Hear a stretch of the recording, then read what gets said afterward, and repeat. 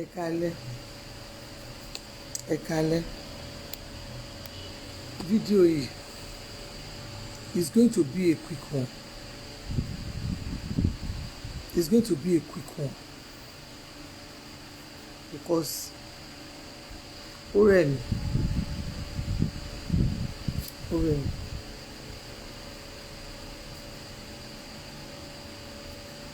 Ṣé rí ẹ̀yin tẹ́ bá mọ Governor Dàpọ̀ Ogun State ẹ jọ̀ọ́ bá mi tag wọn fídíò before ó lè dàbí ìgbà ẹ lè ro sí nǹkan mi ẹlòmíì lè ro sí nǹkan mi nù but it's high time kí ó jẹ́ pé ẹni tó bá mọ governor yẹn ẹ ti ẹ̀kan ẹ tag wọn ẹ̀yin tẹ́ bá lè sọ òótọ́ ọ̀rọ̀ fún Governor Dàpọ̀ Abíọ́dún Ogun State ẹ jọ̀ọ́ bá mi tag wọn. Ẹ jọ̀ọ́ nítorí Ọlọ́run governor ẹ jẹ́ ká bára sọ ètò ìdòtò ọ̀rọ̀. Ṣé rí àwọn èèyàn lè máa live bí èèyàn ṣe bí ọ̀nà ọ̀tà yẹn tí wọ́n máa fi jáde máa lọ sí side Ọbásanjọ́ yẹn governor tí àwọn èèyàn bá rìn lójoojúmọ́ bẹ́ẹ̀ yẹn táwọn èèyàn ń face wàhálà bẹ́ẹ̀ yẹn I won't deceive you ẹskísà àwọn èèyàn sọ̀rọ̀ dáadáa sí yín o èpè yẹn ti pọ̀ jù. I will come out to tell you the fact the fact àwọn truth tẹ́yìn ò fẹ́ máa gbé mi máa sọ fún yín èmi máa sọ. Láàárọ̀ yìí mo kúrò nílé mi ní 7:30 ni mo kúrò ní ilé mi láti Agége mo gba ọ̀nà ìyá abúlé Ẹ̀gbá inú tí Lagos State ti ṣe yẹn mo gba ọ̀nà yẹn mo wọ ọ̀nà tí wọ́n ń pè ní ṣé Awólọ́wọ̀ náà ń pè bẹ́ẹ̀ bóyá Awólọ́wọ̀ bẹ́ẹ̀ láti bẹ̀ I don't know but ọ̀nà tí wọ́n máa bọ̀ láti Kọ́lá tí wọ́n máa fi wọ inú yẹn tí wọ́n máa fi jáde ọ̀tún ọ̀tà àbí nǹkan kan mo ṣàmọ̀ pé Navy Road yẹn bẹ́ẹ̀ mi ṣe mọ̀nà yẹn nìyẹn mo fi wọ ibẹ̀ yẹn to God I serve mi ò lo 30 minutes ó kù 3 minutes kó pé 30 minutes I left my home 7:30 I receive a call ní time yẹn gan bí mo ṣe yà sí ọ̀nà yẹn reason tí mo fi mú fóònù mi nìyẹn I receive a call that call it was ngbà tẹni àpáni ilẹ̀ ti ẹni wá ní àgbà tó ń rí pé 8 ti fẹ́ lù lóhùn pé òun dẹ̀ rí fóònù mi títàn mo wo time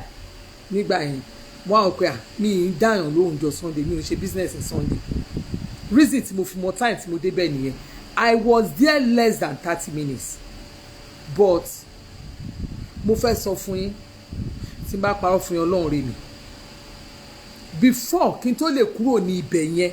tí mo ti kó sínú traffic yẹn láti gun òkè yẹn tí mo fi dé ibi roundabout yẹn kí n tó débẹ̀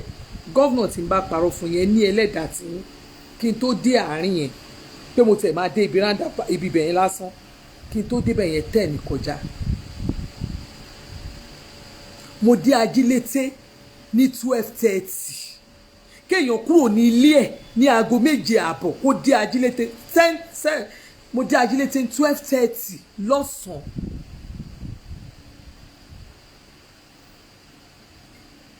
just because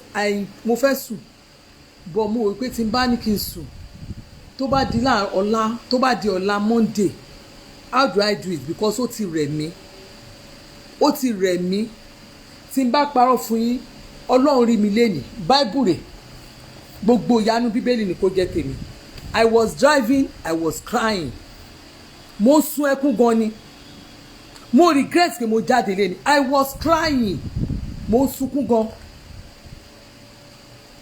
nígbà tí màá fi dé ojú òre yẹn I was crying like a baby because mo wò pé kí ni mo wá dé gbogbo bẹ̀ yẹn iwájú ò ṣe lọ ẹ̀yìn ò ṣe padà both left and right ó block. Coming back again mi ìbẹ̀rù yẹn mi lè dúró mo láti pe ìkànnà àbúrò ọkọ mi pé kó drive mi because kò sí bí mo fẹ́ ṣe gbogbo ẹsẹ̀ mi méjì ń ṣe kìíní mo lọ bá ọmọ kéékèèké ṣe anniversary ni èmi nìyá àjọ church mi mo lọ ọmọ yẹn dẹ̀ ṣe anniversary ni mo lọ sí ibẹ̀ pé ṣé ó burú pé kéèyàn lọ síbi anniversary àwọn ọmọ kékeré mo lọ sí ibẹ̀ pé kí n lọ bá ọmọ kékeré ṣe àjọyọ̀ I couldn't travel mi ì lè lọ síbẹ̀ ẹ̀sẹ̀ ní gbogbo mi ì lè lọ Ajílété ẹ̀ mọ́ bíi ti tẹ́lẹ̀ I went to Ajílété mi ì lè wọ inú ilé mi kí n ṣí ilẹ̀kùn because I have to come back to Lagos ẹni tó máa help mi ní kó gbé mi kó tẹ̀ gbé mi dé ibi ojú òre yẹn tó bá ti gbé mi I will be able to drive again ẹsẹ̀ mi á ti nà díẹ̀ mo kúrò ní Ajílété ní exactly 4 gọ́vnà wo time tí mo wọnú ilé mi time mo ṣe wọlé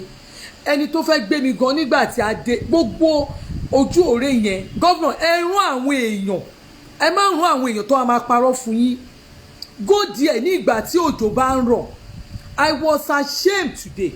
seeing people working kò sí bó ṣe ní owó tó kò sí bàtà tó lè wọ̀ kò sí aṣọ tó lè wọ̀ ní ojú òre yẹn everybody barefooted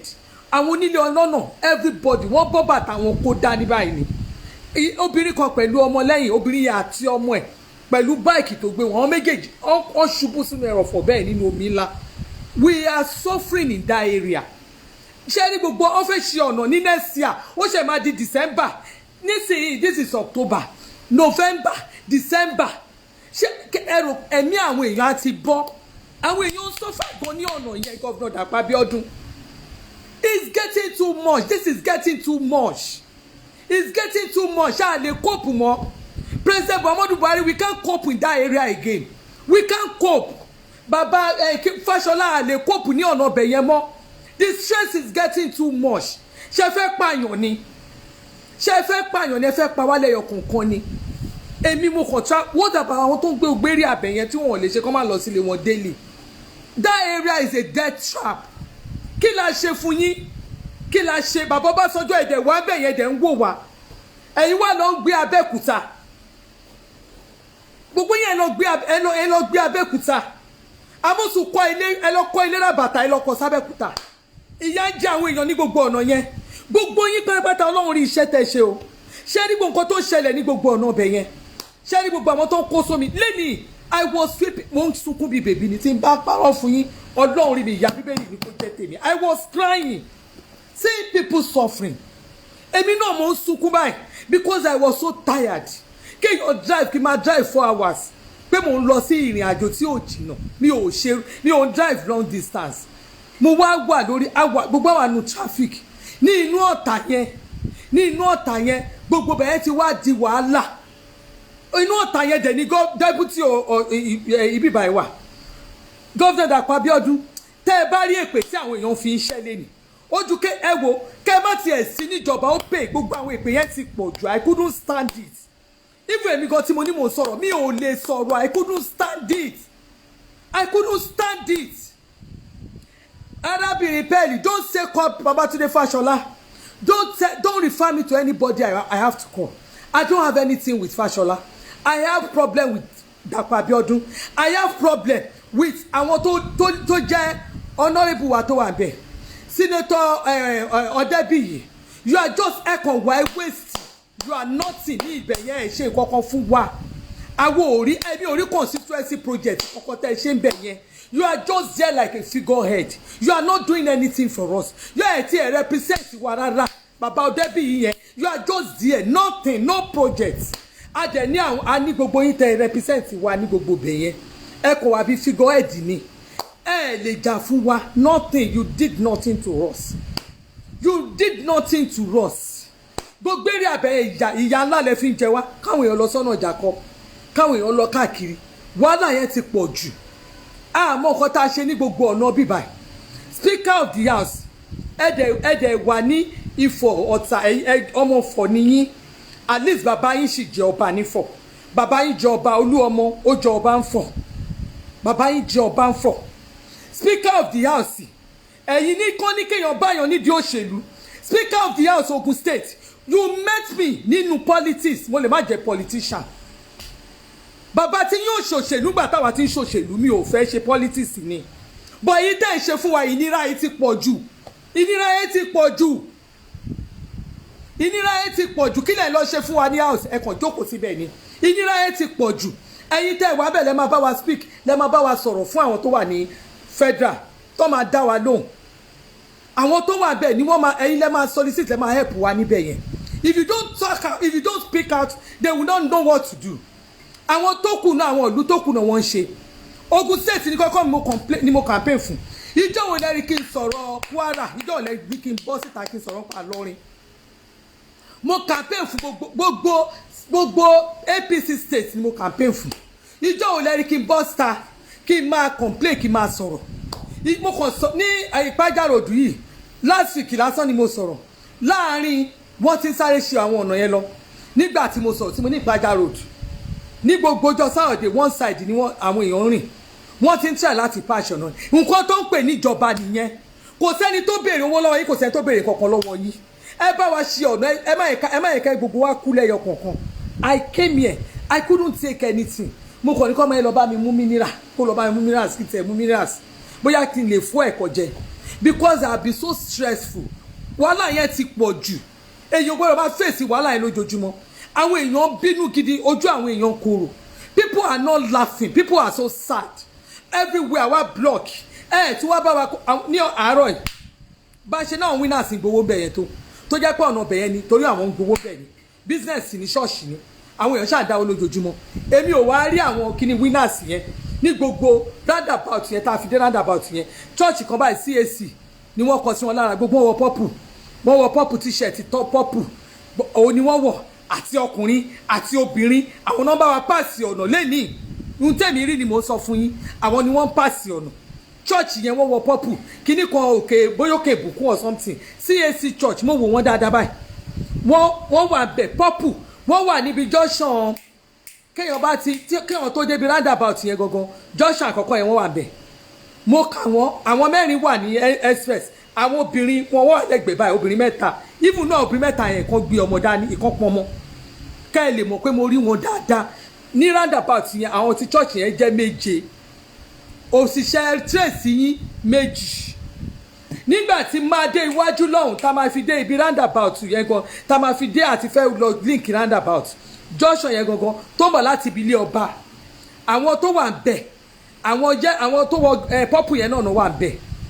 àwọn tó wọ purple there was a man yẹn ó wọ aṣọ safari brown colour ẹnìkan ó wọ agbádá white ìyẹn dúró sókè ìyẹn ló kàn pààsì lókè ó dàbí pé òun lò lórí àwọn tó ń gba owó márùá ń bẹ̀ ìyẹn kàn ṣọwọ́ báyìí ni kò bọ́ sílẹ̀ torí kò fẹ́ káṣọ tiẹ̀ dọ̀tí àwọn tó ń ṣiṣẹ́ ń bẹ̀ láàárọ̀ tí mo rí nìyẹn tá a máa dé roundabout yẹn àwọn trace obìnrin kan ó yọ̀dí báyìí ó sanra mo rí trace ẹyọ kan obìnrin ẹyọ kan ní roundabout yẹn ó ní mo rí àwọn ará church yẹn náà tó kú gbogbo bẹ̀ àwọn náà ń pàṣẹ ọ̀nà àwọn kan jókòó lórí roundabout àwọn yẹn mú wọ́n ṣe fàájì wọn bẹ̀ ìjọ ọ̀la fẹ́ bọ́ nínú ilé ìjọ ọ̀la fẹ́ bọ́ nínú ilé tí ẹ bá mọ̀ ẹ jẹ́ kí àwọn èèyàn yín àwọn tí ò ní sòótọ́ tó máa tọ̀ ní parọ́ fún yín ẹ jẹ́ kó rìn lẹ́kọ̀ọ́ díẹ̀ kó wá wo bí àwọn tí wọ́n ń pàṣẹ ọ̀nà kó ṣe bọ́n ṣe ń ṣe ní Èkó ẹ jẹ́ kí wọ́n rìn lẹ́kọ̀ọ́ díẹ̀ àwọn tá ẹ fi ojú òre tó ń gbowó ògbóró yẹn gan wọn ò níṣẹ́ tó ń ṣe wọn ò help ìjọba wọn ò dá kọ́kọ́ sọ́nà wọn ò help wọn ò ṣe títì wọn kàn ń gba owó ojoojúmọ́ ni bọ́dẹ̀ ṣe gbowó yẹn wọ́n mú wá bẹ́ẹ̀ náà lókè ó yẹ kẹ́yìn náà kẹ́ bá wọn sọ̀rọ̀ ó yẹ kán lè máa kán bá wa tẹ̀ ní nǹkan tó ń ṣe ẹ wo ọ̀nà yẹn bó ṣe rí nobody is passing anything àárọ̀ yìí mo wá sunkún mo blame ara mi lẹ́nìí mo blame ara mi nígbà tá à ń padà bọ̀ ìyẹn ló worst jù people wọ́n kó bàtà wọn dání ni everybody wá ń kó sínú àgbàrá ńlá nínú omi ńlá everybody kó tójò bá ti ń rọ̀ ẹ lọ sí area yẹn president governor àbí kẹ́ ẹ ní kí àwọn èèyàn yín ẹ wé èèyàn kọ́kọ́ lọ bá yín rìkọ́ọ̀dù bẹ̀ yẹn kò ní dàbí pé àwọn kan ń parọ́ àbí wọ́n ń tà ní ìṣìjọba yín ẹ̀yin wèrè kan tẹ́ wá ń bá sórí platform mi ẹ wá ń sọ fún mi pé ẹ ṣé ìgbà wo ni wọ́n bọ́ síbẹ̀ tí wọ́n tèmi ń complain nígbà wo náà bọ́ síbẹ̀ tèmi ń complain ẹni tí ẹ fúnra yín ẹ má máa sọ̀rọ̀ pé ẹnìkan rúlù sígbà kan kò sí èèyàn kan tó rẹ́ ẹnìkan kó gbà kò tí ì bò wọn ò rán èèyàn kan gbà kò tí ì bò irú nǹkan tá à ń rí reluwé tán ṣe yìí ká kí àwọn tán ṣe reluwé náà ṣé ọ̀nà ṣé nǹkan tó máa lé ṣé ó dàbí reluwé tí wọ́n ṣe ṣé ó dàbí reluwé irin náà gbé sọ́nà irin wọ́n dẹ̀ ṣe reluwé gbogbo ẹ̀ náà dẹ̀ ń kọ́ ìkíní káàkiri gbogbo ẹ̀ dẹ̀ ń lọ déédéé ṣé wọn ò ṣe reluwé ni ọ̀dẹ̀ à ń sọ̀rọ̀ ọ̀nà ẹ̀ ń sọ̀rọ̀ ẹ̀ ń ṣe kíní bákan náà ṣe reluwé náà reluwé wọlé gbogbo ẹ̀ wọlé ṣé wọ́n lè fi irú gọ́vnà Dàpọ̀ yẹn kọ́ ní kó lọ já mínísítà ṣé wọ́n lè ṣe nǹkan kan gọ́vnà Dàpọ̀ tó bá ti ọ́n sọ pé wọ́n ti ajá kìjọba mọ́ yín lọ́wọ́ àwọn tó ya ajá kìjọba mọ́ yín lọ́wọ́ wọ́n fi ń ba ayé yín jẹ́ ni wọ́n fi jẹ́ káwọn èèyàn mọ̀ pé ẹ̀ ṣe dáadáa ni àwọn tó ń kàn tí òjọba yín gangan náà jẹ́ kọ́ mọ̀ pé ẹ̀ ṣe dáadáa àwọn yẹn gangan náà fẹ́ lé yín dìde àwọn náà fẹ́ bà ti yín jẹ́ àwọn èèyàn wọ́n ṣe ìjọba ẹ gbàgbé pé èèyàn kan ṣe ìjọba ọdún méjì àbí ọdún mélòó àwọn ará ni tó ṣe ìjọba tó jẹ́ pé láàrin ọdún kan àárín nǹkan tí wọ́n mú jáde ń bẹ̀ all this thing is an excuse is an excuse in fact is excuse tí o tẹ ẹ̀wọ́ ọ̀tẹ̀ ni ẹni wọ́n ṣe ìpọ̀ ọdún méjì ni ṣé èèyàn kan lẹ́nìkan ṣe ni ṣé wọ́n rí pé a ní problem bẹ́ẹ̀ kọ́ tó sọ pé àwọn fẹ́ di governor wa ṣe bá ní problem náà fẹ́ gbà wá ni ṣó wá tún wá yẹ kí ìnira yẹn tún wá le tó kó wá le jù kọ́tà fílẹ̀ lọ ni ìnira yẹn ti pọ̀ jù náà ìnira yẹn ti pọ̀ jù we can't continue like this ìnira yẹn ti pọ̀ jù ìnira yẹn ti pọ̀ jù àṣà máa dákàjà máa wò báyìí nítorí pé kọ́ máa lè sọ pé èèyàn kan sọ̀rọ̀ ọ̀nà gógó ni problem wa ẹ bá wa fíìsì ọ̀nà tẹ bá fíìsì ọ̀nà ìyókù náà máa ẹ̀jẹ̀ máa sọ pé kí ló dìgbà tí nǹkan bá worse táwọn èèyàn rí bí gbà lọ́mọ́ ẹ sọ pé ó di January wọ́n ti fẹ́ nìkan ní contract ó di January bí ọ̀nà yẹn ṣe ń lọ kò lè last a month again ẹ lọ wo nǹkan tó ṣẹlẹ̀ ń bẹ̀ ó di January àwọn èèyàn máa travel ọdún kò tí ì sí èrò pé èèyàn travel ọdún nìyẹn ní nǹkan tí mò ń rí bẹ́ẹ̀ tèmi rí bẹ́ẹ̀ lé ní ó ti pọ̀ jù the last time tí mo lọ náà mo pariwo ni léèlé náà ní ìsẹ́ eléyìí tí wá tẹ̀ wá worst ẹ lọ wo ọ̀nà yẹn náà à ń wíru ẹ̀ ń wíru ẹni ẹnìkan ti wà bẹ́ẹ̀ tẹ́lẹ̀tẹ́lẹ̀ ṣọ́ọ́rẹ́ nìkan lápò tí ìbò ni ṣe bá rí i pé wọn bá ṣe dáadáa lọ́sọ̀ pé àwọn fẹ́ ẹ̀pù wa àbí báwo lè ṣe wá sọ̀rọ̀ báyìí pé àwọn kan ti ṣe ọdún mẹ́jọ ẹnìkan ṣe lọ́dún mẹ́ẹ̀ẹ́dógún kí ni sódò orí burúkú tẹ̀tẹ̀ ń sọ̀gbọ́n pàápàá tó bá ṣe nǹkan wọ́n tí wọ́n bá lè pe ọtọ́ ọmọ alákàrà ṣe kò kí ló ṣe tí ọ̀tọ̀ ọmọ bí sọ́mọ máa pa alákàrà ni kí ló dé tó bá lè ẹ̀pù wọ́n fi wọ́n lẹ̀ bọ́ ṣe bára náà wọ́n láyé ti pọ̀ jù náà ẹ wá sọ pé kíni ẹ wá sọ sórí òṣì burúkú kan ẹ̀ẹ́dẹ̀ lọ wo gbogbo àwọn ọ̀nà ẹ lọ wo àwọn ọ̀nà tí wọ́n gbogbo ọ̀nà ẹ̀yìn yẹn tí Lagos State ò bá ṣe definitely kò sẹ́ni tó máa lè lọ sógun state mọ́ ọ̀nà ẹ̀yìn tí wọ́n ṣe yẹn òun ní Lagos òun àwọn èèyàn gbà náà fi ṣe ọ̀nà kiri ẹ wá sọ nonsense abẹ́mi sọ pé àwọn kan ti ṣe ọdún mẹ́ẹ̀ẹ́dógún ẹ̀fọ́ tó fi ṣe lẹ́nà èwo lẹ́skìsì olórí burúkú Buhari ò ṣe sọ pé mo ṣe bá Nàìjíríà 16 years kó fi ilẹ̀ reluwé ẹ̀rí bí reluwé ṣe rìn ni ẹ̀rí gbogbo ọ̀nà tó ń fìsì kiri ni adẹ ń sọ̀rọ̀ ẹ̀jẹ̀ wá sọ pé bóyá kínní tẹ́lómi bá máa sọ́ọ̀sì wọn á ní personal hatred ni mo ní personal hatred náà nìyẹn ẹni bá kẹwàá mú mi kẹwàá pa mí. à ń sọ̀rọ̀ ẹ̀ ń sọ̀rọ̀ à ń sọ nǹkan mi ẹ̀ ń sọ pé kí nǹkan tẹ̀ ń sọ fún yàn gan.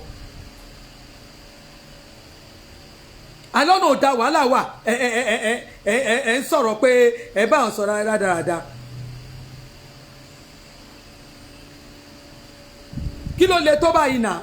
ọ̀nà bẹ́ẹ̀ yóò dáná ṣé a máa débi bá máa bẹ̀ sí ni máa rẹ́rìn a máa pàtẹ́wọ́ sí nǹkan tá a rí tí ò ṣe ni kí ló tó bá ṣe ọ̀nà kí náà fẹ́ rí sọ ọ́nù ìjọba wọn tọ́nà ò tí ìnira ò bá sí lọ́nà kí náà fẹ́ rí sọ èèyàn ní kí náà fẹ́ sọ ṣé ẹni tó ṣe nǹkan ṣe máa ní kò ṣe ni ẹ lọ wo gbogbo ẹ̀yẹ ẹ lọ gbogbo ọ̀nà jókòó àwọn èèyàn ń sọ́fà gan náà gbogbo àwọn ọ̀nà state road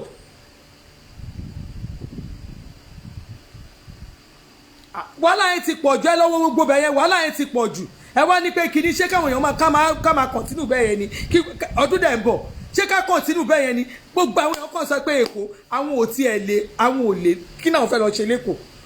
kí náà fẹ́ lọ ṣe lẹ́kọ̀ọ́ everybody kàn ṣe kí náà fẹ́ lọ ṣe lẹ́kọ̀ọ́ kí ló le tó báyìí náà àwọn family ò lè lọ ríra wọn everybody ò lè yọjú síra wọn mọ́ èèyàn náà máa ní nǹkan tó fẹ́ ṣe kò lè ṣe mọ́ everything just stand still just because pé kò sẹ́ni tó fẹ́ parẹ́ lórí ọ̀nà kí ló dé ṣá máa continue báyìí ni a lè continue báyìí náà kí la wá ń sọ à ń sọ̀rọ̀ ẹ̀yin kan máa sọ orí àdáadáa òṣì yes the bank is getting spoiled gbogbo ẹ̀yin tí ń bàjẹ́ lọ gbogbo tí Lagos State ò bá ṣọ̀nà nǹkan kí la fẹ́ máa ṣe táwọn èèyàn ẹ báyìí tẹ bá rí àwọn tó ń lọ lálẹ́ ìgan mo kàn ń wò wọ́n ni the same thing pẹ̀lú èmi náà mo kàn ń wò ní pé irú kí lélẹ̀ ìjọ́ la fẹ́ bọ́nu eléyìí mo kàn ń wò ní ìjọ́ la fẹ́ bọ́nu eléyìí we can't continue like this Governor Dapo Abiodun ẹ rán àwọn èèyàn gidi síta ẹ rán àwọn èèyàn gidi síta jẹ́ àwọn tó máa sọ tọ̀rọ̀ fún yín àwọn tó ń gbó lọ́wọ́ yín àwọn tó ń parọ́ fún yín ẹ má rán wọn síta Governor ẹ rán àwọn èèyàn gidi síta people are really suffering kò ń ṣe wọn bá gbi tẹ bá dé ẹ tẹ bá rí ibẹ̀ yẹn ò dá náà ibẹ̀ yẹn ò dá ẹ wo deputy ẹ̀yin náà wà bẹ́ẹ̀ yẹn kàn wá bẹ́ẹ̀ yẹn ẹ kí ni kókó pa ní àní deputy ìlú bí tẹ́ ń gbé ìlú ọmọ ìlú bẹ̀lẹ̀ níyìn náà ṣe bọ́ ọmọ ọ̀tá níyìn ọmọ ọ̀tá níyìn náà ọmọ ọ̀tá níyìn mo wà ní kíndọ́tì pé ibi tẹ́ ti ṣe bẹ́ríà níjọ́ Friday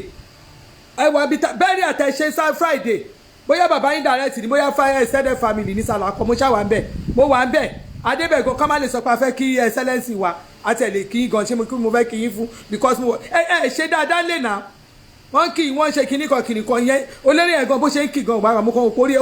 eléré ẹ̀gan ara yín ò yà sà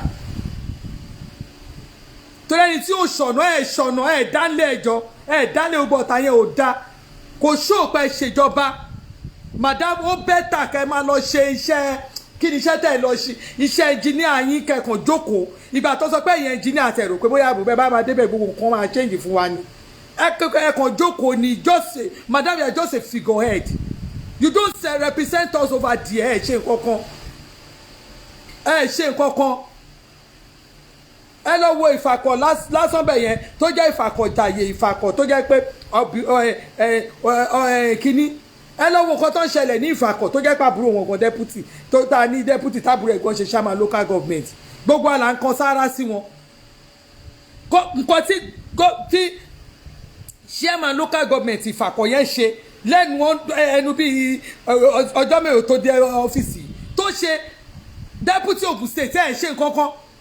ẹ̀ ṣe ìlàjì iṣẹ́ ẹ̀ kàn wá bí figure ẹ̀ di fún wa ẹ̀ ṣe nǹkan kan fún wa ẹ̀ kàn disgrace wa bẹ̀ yẹn ni kó ní kí wọ́n ṣe sí àgbáyé Madamu Salako kí lorúkọ deputy Ogun State yẹn mo fọlọ́run búra ní gbogbo àdúgbò yẹn wàhálà ìpè tán fi ń ṣe ó bẹ́tà kí wọ́n má sínú ìjọba ó bẹ́tà kí wọ́n má sínú ìjọba àwọn èèyàn tó dá mi mọ̀ gojú tì mí pé wọ́n ti ẹ̀ dá mi mọ̀ pé wọ́n ti ẹ̀ mọ̀ ọ́ dá mi mọ̀ torí mo rí èèyàn tó bú mi dáadáa àwọn èèyàn bú mi bẹ́ẹ̀ mi ìdẹ̀ kíá wọ́n bú mi gan náà bú wọn bọ́n ṣe ń bú mi lèmi náà ń gbé wọn ṣe àjọ ń ṣura wa ṣe pé ni torí mo sọ fún àfi tí n bá gbó lọ́wọ́ yìí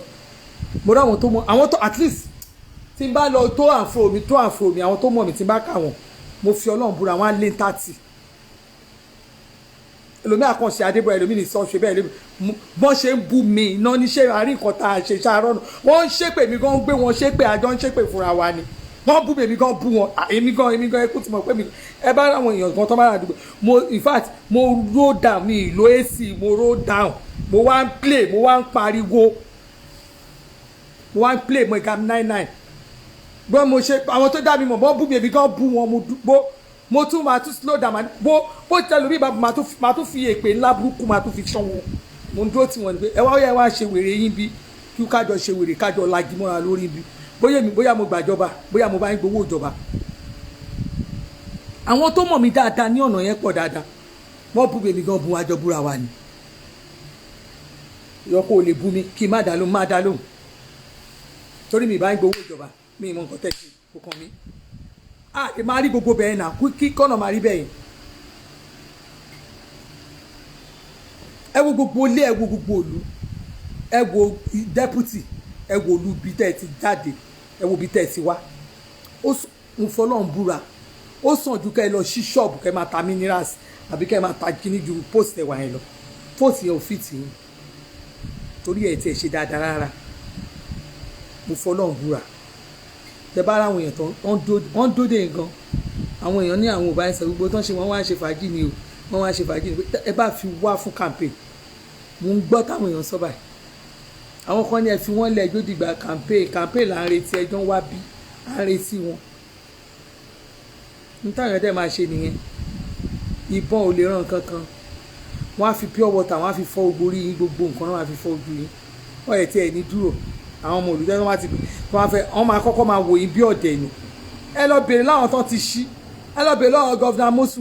Mọ́sù Gẹ̀ta wọ́n máa ṣí ìyọ́n lọ́ máa ṣí gidi gan ni ẹ rò pé ẹ débẹ̀ yẹn gan yẹn rẹ́rìn torí àwọn ọ̀gán náà wọ́n ṣe nǹkan tí ó dáná àwọn èèyàn ṣe láìpẹ́ ṣé kò yẹ yín Amosun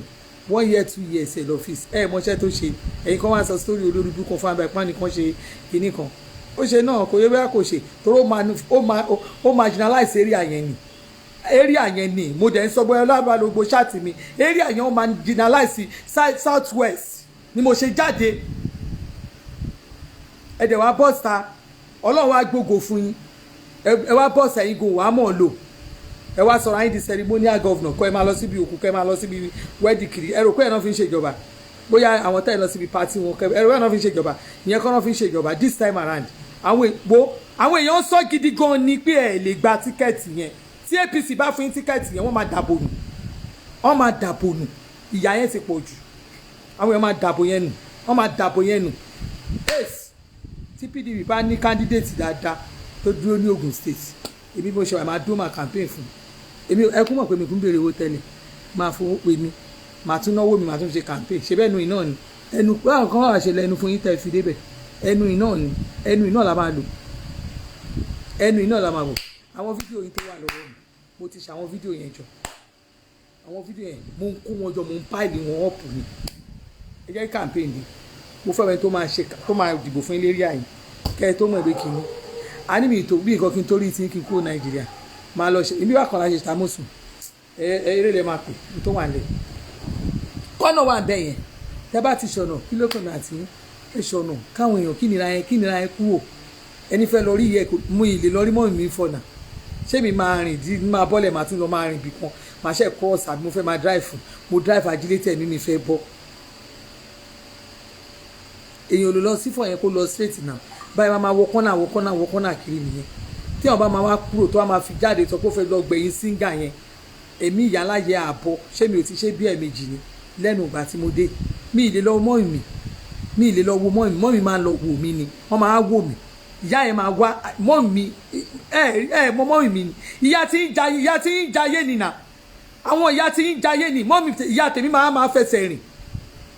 àwọn ìyá tèmi abiyamọ ó ṣiṣẹ́ ó ṣe wàhálà èyí ọmọ ìyá tíṣà máa yé táwọn ìyá ti yín gẹ ṣé ìyá ti yín lè rìn ṣé ẹ lè máa wo mọ́mí yín kó máa rìn kó débi irú ìjàkọ yẹn kó rìn kó ṣe rìn fẹsẹ̀ kírọ́ọ̀sì kó tún ṣe máa kírọ́ọ̀sì kiri ṣé ẹ lè gbarú ẹ̀ ṣáwọn òbí tí ń lè gbèrú gbé ayé bẹ́yìn àti ẹ̀mọ̀pọ̀ náà ló gbé yín sípò a lè fi wéra wọn bọ̀ tí níra yẹn ti pọ̀ jù àwọn kan wà náà tán fálù pẹ́rẹ́ǹtì wọn àwọn kan wà tán fálù àwọn èèyàn wọn all this thing is getting out of hand. It's getting out of hand. It's getting out of hand. Babátúndé Rájí Fáṣọlá yẹn mi ò tiẹ̀ kó àwọn yẹn jẹ torí àwọn yẹn wọ́n adáǹtà má dánlé ni wọ́n so mi ò kó wọn jẹ bọ́ ẹ̀wà yẹn Rájí Fáṣọlá mi ò kó ẹ gbàgbé ẹ̀yin lè kó Rájí Fáṣọlá jẹ mi ò kó jẹ mi ò sọmọ ẹ gbàgbé kí ni ebi tí bá lọ mò ń lọ mi ò ráyè gbogbo ìtẹ́yìn ṣe yẹn àwọn kan àwọn nìkan yẹn gbogbo ìtẹ́yìn sọ ẹ̀kan sọ̀tà tí wọ́n níyẹ àwọn ẹ̀yin tábà kó jẹ́ inú òṣèlú mo kó jẹ́ bí mo ṣe wà yìí mi mo kú sọ fún yín mi ò ní candidate kan tí mo ní Tinubu ni lọ́wọ́ yìí Tinubu ni candidate mi lọ́wọ́ yìí mi ò ní candidate kan bí kankan torí ìrúrú kan ọbẹ̀ máa gí gbogbo wọn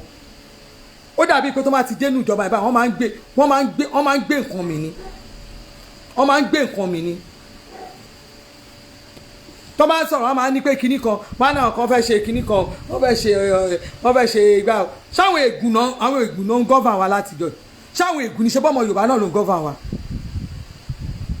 ṣe bọ́mọ Yorùbá ló ń gọ́fà wa ẹ wá máa sọ pé kinní kan ẹ̀ ráwọn governors mi ṣé wọ́n ṣiṣẹ́ ni ẹ̀ ráwọn tán governors mi ṣé wọ́n ṣiṣẹ́ mi mọ irú ẹ̀wò ṣẹ́ẹ̀rì ní Ogun State tí APC ò bá mú ìjọ èèyàn gidi lẹ̀ tẹ́ bá lọ gbé tíkẹ́ẹ̀tì fún Dàpọ̀ ẹ máa lose state yẹn àwọn èèyàn dá ẹ wò ayé àtijọ́ ẹ mọ̀ pé torí social media àwọn mi ò láyé àti bọ́ sórí social media báyìí ṣe bí mi ṣe bọ́ta àwọn mi gan ní comment tó wọ́n máa bẹ̀rù pé kọ́ máa lọ lu àwọn pa sílé àbí kọ́ máa lọ ṣe nǹkan kan irú èbí mi ṣe àwọn irú àwọn bàbá àti sáyìn fún ìjọba àti sáyìn already. mo fẹ́ wo lórí burúkú tó fẹ́ gbọ́mọ sí táyé ẹ̀ máa bàjẹ́ tó máa kú kíákíá tó máa lóun fẹ́ máa tẹ̀ ìlú somebody like me káàkiri torí mi gbó lọ́wọ́ yín kí n tó ṣe campaign fún èyí àwọn kan náà ṣe wọn ọ̀dá ni mo ṣe sáwá sọ́dọ̀ yín pé ẹ gbà wá adẹ̀rù pé máa gbà wá ni mo regret gọ́ tí mo tẹ̀ bá ń ṣe kàǹdì ṣé kí náà fàǹdì yẹn lásán ojú máa ń tì mí mo ṣe bẹ́ẹ̀ de ìgbọ́n ẹnìkan ya fọ́tò yẹn ó mú picture mi ó wá di pé mo bá gọ́vnà ya fọ́tò mo sọ fún mi ò jẹ́ kó wọ́n lórí mo sọ fún mi ní yọ́kùrò kẹ́ ẹ lè mọ the kind of person tí mo jẹ́ yọ́kùrò tí n bá gọ́vnà ya fọ́tò kí ni ìtumọ̀ yẹn àìmọye àwọn gọ́vnà tàti bá ya fọ́tò so tí wọ́n yẹn kò lè gẹ́ tuntun yẹ bá orí platform mi ẹ̀yin kọ́ máa kọ́ bá ya fọ́tò bí gọ́vnà mo ti bá gọ́vnà ya fọ́tò dáadáa so it's not new àwọn kan àmì ìtì ẹ̀fẹ́ mi ìfẹ́ wọn lórí platform mi ni I don't want àwọn tó bá fẹ́ fi ya fọ́tò tó fẹ́ máa ṣe pé kán nọ́mọ̀ ẹ̀rí àwọn lè mọ̀ ẹ̀gẹ́ ẹ̀ ní kọ̀ọ̀kan tẹ bóyá orí wọn wú ni wọ́n lè wù sí ẹ̀mọ̀ pẹ́lú omi ní tó máa jòjò gbọ́ gbádùn àwa dẹ̀ ti kó omi pé kíní tá à ní lè sọ̀rọ̀ torí ẹ̀mí ṣe ń lọ bó lóṣèlú máa sọ̀rọ̀ ẹni máa sọ tèmi ni mo ṣe ń campaign fún Bọ́lá Tinubu bàbá Bọ́lá Tinubu ní sí tó bá wọlé as president tó wọ́n bá ṣe nǹkan tó yẹ kán ṣe máa bọ́sà máa sọ̀rọ̀ mo ti criticize Buhari rẹ̀ jìmù dáadáa torí ẹ̀ èmi ò rán anybody máa sọ tèmi n tó bá rí tọ́ sí wa la máa sọ n tí ò bá tọ́ sílùú a máa sọ pé kò tọ́ sílùú ọmọ Nàìjíríà lèmi à ń lọ sílùú òyìnbó gbogbo nǹkan la rí tán ṣe dáadáa. Gọ́vnà Dàpọ̀ Abíọ́dún sọmọ yín lè gbọ̀nà bẹ̀yẹn sọmọ yín lè rìn irú ìrìn tẹ́ àwọn èèyàn rìn tán kó sínú ẹ̀rọ̀fọ̀ tán kó sómi yẹn tómi àgbàrá ń ṣe jàjàjàjàjà obìnrin pẹ̀lú ọmọbìnrin yẹn ò lè pọ̀ ọmọ 3 months tọ́rọ ọmọ yẹn sì ó fi kíní báyìí ọmọ yẹn ò lè pé 3 months òun àtọmọ yẹn ìyà ni nínú omi lórí ọ̀kadà gbogbo àwọn mọ́tò tó bá tún wá lọ wọ́n fẹ́ ṣe mọ́tò truck ńlá kan ó tún dáàbò ọ̀nà ni because ibi tó ti ń kó sínú kòtò àwọn mọ́tò kan kó sí kòtò kiri ni a lè máa wo báyìí it's getting out of hand ẹ wá ló di January ṣáwọn èèyàn máa lọ ó di January kan tó ṣẹ̀bẹ̀ wá nítorí pé wọ́n ti ní kí Adénúgà fix ọ̀nà ẹ̀yin èèyàn ẹ má sọ fún mi mo mọ nǹkan tí èmi náà ń ka news mo mọ news dáadáa mo nǹkan tó ń lọ nínú news ṣó wá ó di January ṣé a máa wò bẹ́ẹ̀ yẹn wọ January ẹ bá wá nǹkan ṣe sí ibẹ̀ yẹn kẹ́ ẹ jẹ́ kí àwọn trace jẹ́ pé wọ́n máa lé mọ́tò tó fẹ́ máa gbó lọ́wọ́ wọn kiri ni àwọn yẹn gan náà wọ́n ti ń gbowó márúwá gbowó kíní káàkiri wọn ò ní ṣiṣẹ́ àwọn tó bá jẹ́ trace ọlọ́pàá kọ̀ọ̀kan bá dá sí ọ̀nà yẹn àwọn tó máa pass ibẹ̀ ibi tẹ́ bá ti rí pé difficulties wà fún àwọn èèyàn láti máa kọjá ẹ fún wa ní mọ́hàn síbẹ̀ láti máa pass ọ̀nà yẹn ìnira yẹn ti pọ̀ kéèyàn dúró lójú kan 2 hours kó má lọ how will you feel? How will you feel? Ó ti pọ̀ jù kí wá kò ní ajílété kí máa wọlé mi ní 8:30 kí máa fi over 4 hours the same thing láàárọ̀ bí mo ṣe rìn láàárọ̀ nìyẹn left 7:30 mo dé ajílété ní bíi 12:30 something bóyá bíi 12:37 ni mo wọnú ajílété yẹn báyìí kódà this is too sad this is all, to be honest with you èmi ò ní pa ọ́ fún yín o èmi máa sọ because ṣẹ́rí tẹ́ bá ń ba lọ́ba yìí kò ní work kò lè dá people are really suffering ìnira yẹn ti pọ̀ jù náà mo fi Kristi búra Ọlọ́run rí mi tí n bá parọ́ Ọlọ́run rí mi mo ń sunkún bíi bèbí láàárọ̀ yìí I was weeping ní ìtẹ́ mo kàn ń sunkún ni because ìnira yẹn ti pọ̀ jù how will I drive for that long drive ẹ ti mọ̀ pé irú àwa báyìí inú kó dókítà ló máa mọ nǹkan tó rí àti wọ plane gan tí máa lọ pé mo fẹ́ lọ long distance I have to stay overnight bí kan kí n sùn kí n tó lè ṣe kíní fúnra ara mi mo drive kí n drive ó bí 4 hours 30 minutes kẹ́ ẹ lè mọ̀ pé ó máa affect nǹkan nínú ara yẹn àdèmá nírú somebody like me náà tọ́wọ́n gan náà wọn ò ní mi wàhálà tó bẹ́ẹ̀ yẹn. I was crying this morning. Kò ṣe pàtì gba driver owó tí wọ́n fẹ́ gba driver náà ni problem but tó bá gba driver àwọn ẹni tó máa lọ gbé ẹ lọ sẹ́nu àwọn tó máa pa ẹ́ dànù ó pè mí mi ò ń ṣe gbogbo àwọn nǹkan bẹ́ẹ̀ yẹn ká gba mọ́tò ní ìsìn kán lọ cross èèyàn lọ́nà àbí nígbòjẹ́ àwọn drivers yẹn náà máa sọ bákan ló ṣe máa rìn bákan ló ṣe máa rìn kò ń ṣe bá mi lè sanwó driver I can pay but I can't do it. Gbogbo kidnapping or no kidnapping here and there àwọn staff àwọn èèyàn téèyàn súnmọ́ àwọn náà máa ń lọ náà máa ń sọ pa èèyàn ó yá báyìí lè ṣe máa rìn bí báyìí la máa dé àbí nígbà tí driver tẹ bá wà bí kò tí driver bá lóun fẹ́ tọ̀ ṣẹfẹ́ ní kó má tọ̀ ni ṣẹfẹ́ ní kó má tọ̀ ni kí n dé ká débi kan kó lóun fẹ́ tọ̀ kán mú mi kán wọ́ mi wọnú igbó lọ ṣé yẹn ni inú yàn máa dùn but for me I live my life I know tí máa drive ara mi mo fẹ́ drive ara mi lọ kò ń ṣe pẹ́ni tó ti máa ní ẹgbàá ibìkan kò ní kẹ́ ẹgbàá kò ṣe ẹni tó máa ti tà mí fáwọn kidnapper mo drive ara ni mo pẹ bá dẹ̀ pé tẹ bá wà ní bí ọ̀dọ̀ wa láyégè ìwọ pé Uber tàbí kó o pé Bolt kó sọ pé òun lọ sí kó o tiẹ̀ pé ọ̀tà abẹ́ní kínní wọ́n máa sọ fún ẹ pé àwọn ò lọ eré àyẹn láéláé àwa di ẹni àlùpàtì mo lè gba mọ́tò kó gbé mi lọ́bẹ̀ but no mọ́tò wọ́n ò lọ ní I have tried more than 10 times tẹ bá pè wọ́n máa náwọn ò lọ àwọn ò lérí àyẹn ta ló fẹ́ lọ tó máa lọ á sí go slow wifi hours ta ló fẹ́ lọ ojú wa tó wọ́n sìn tó o bá lówó lọ́kùn sẹ́ni tó fẹ́ o lè tó o bá ní mọ́tò ẹ̀ tó fẹ́ gbé lọ nobody is ready to risk his or her life to that area ọ̀nà wa dọ̀nà ó wá di ọ̀nà àlòpàtì àwọn èèyàn wá ń sá fún wa ń bẹ̀ yẹn o lè pe drop kò gbé ẹ lọ máa náwọn ò lọ ni eléyìí ti pọ̀ jù tó wáyé kó wa tẹ̀sí rí mọ́tò gbé wa ó lè má káyàn lára ó lè má dùnyàn tó báyìí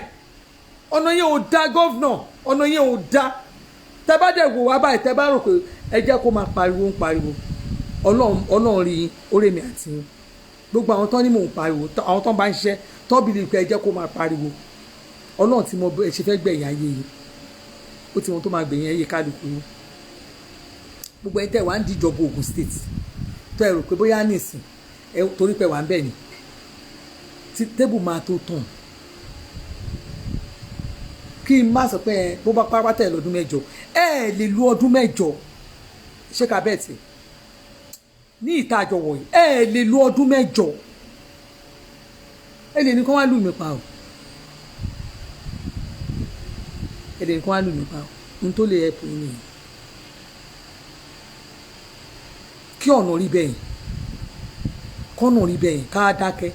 èmi ò ní bá yín dákẹ́ mo fọlọ́run búra mi ò ní bá yín dákẹ́ àfi tẹ́ ẹ bá fìsì àwọn ọ̀nà yẹn. ó lẹ́ni sọ if you don't have money for mechanic don't come to Ọ̀tà people doesn't want to call it's shameful deputy is shameful ojú tì mí pọ́ ọmọ Ọ̀tà lẹ jẹ́ ó yẹ kẹ́ ẹ jọ́ wọn olùbò mi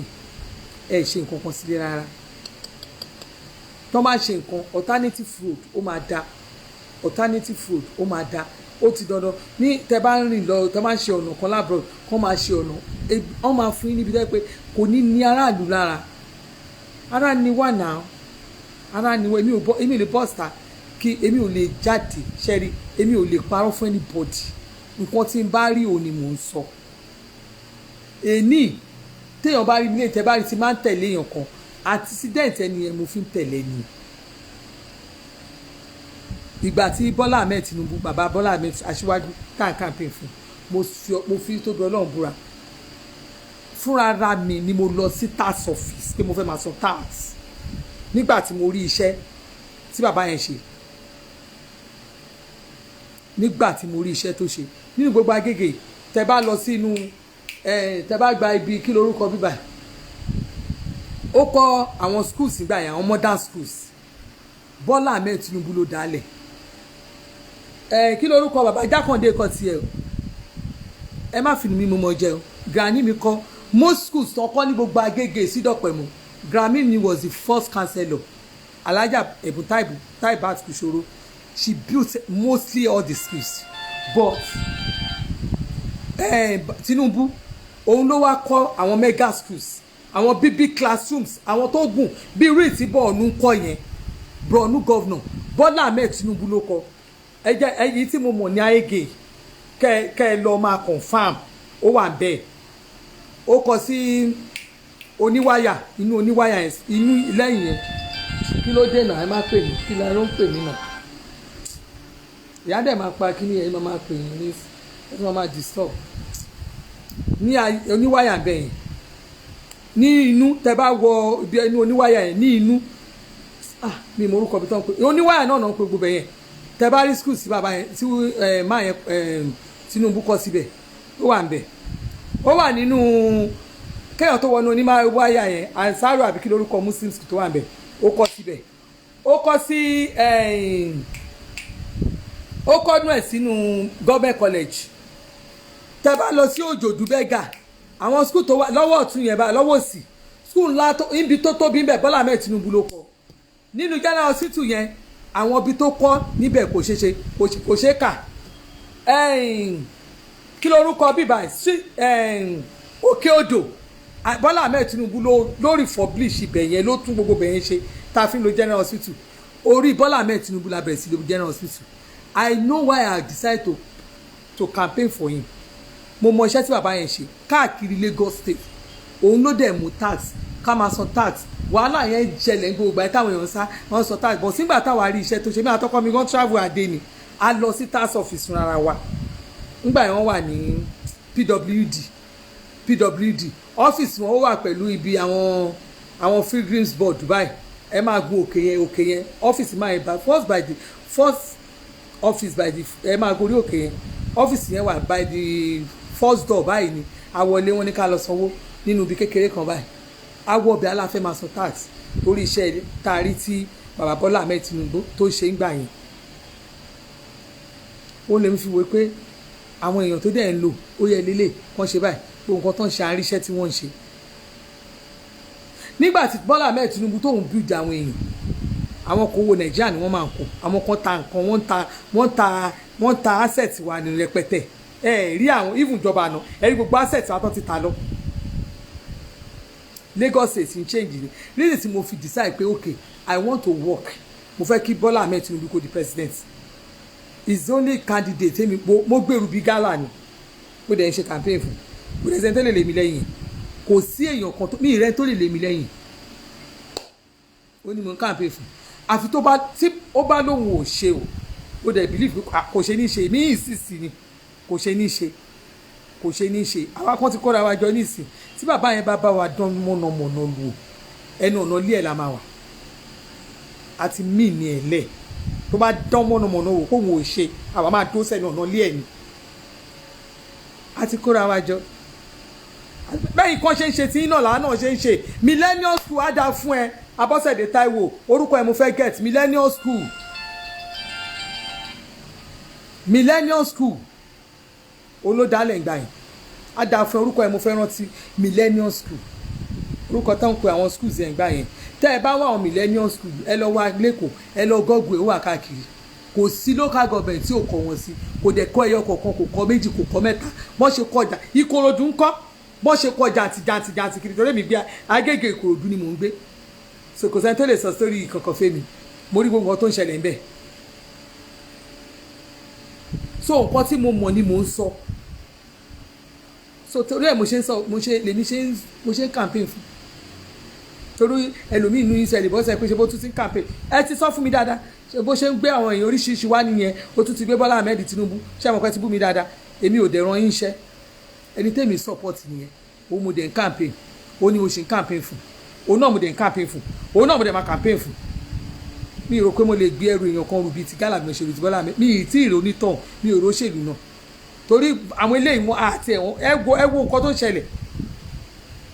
gómìnà Dàpọ̀ Abíọ́dún bojú wa jẹ́ lógùn state wọ́n bojú tèmi jẹ́ ení ẹ̀sìn tó ti ẹ̀ ṣe lé ní ẹ̀sìn táwọn ọmọ Ògùn state fún wọn ṣe lé ní ẹ̀sìn àgbáyé gbà èpè láàárọ̀ kùtùkùtù ara mi ò lè gbà mo fi ẹ wò